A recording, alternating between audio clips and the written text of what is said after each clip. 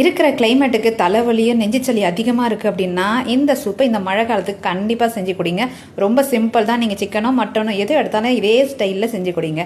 ஒரு கைப்பிடி அளவுக்கு சின்ன வெங்காயம் மிக்ஸி ஜாரில் சேர்த்துக்கிறேன். கொஞ்சமாக பூண்டு, ஒரு துண்டு இஞ்சி, ஒரு 3 ஸ்பூன் அளவுக்கு தனியா, 1 ஸ்பூன் அளவுக்கு மிளகு, 1.5 ஸ்பூன் அளவுக்கு சீரகம். இது எல்லாத்தையும் நல்லா ஃபைன் பேஸ்ட்டாக அரைச்சிக்கிறேன்.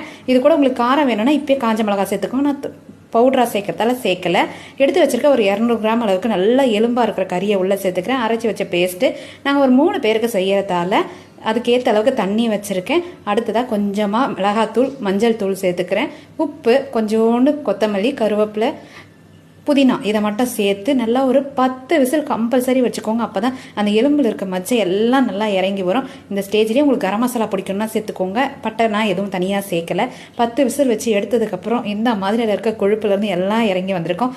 எண்ணெய் நான் கொஞ்சம் கூட சேர்க்கல. லாஸ்ட்டாக கருவேப்பிலை மட்டும் சேர்த்துருக்கேன். கொஞ்சமாக கொத்தமல்லி தூவி இறக்கி வச்சு சாப்பிட்டு பாருங்கள். மழை காலத்துக்கு அட்டகாசமாக இருக்கும், சளி பிடிக்காது.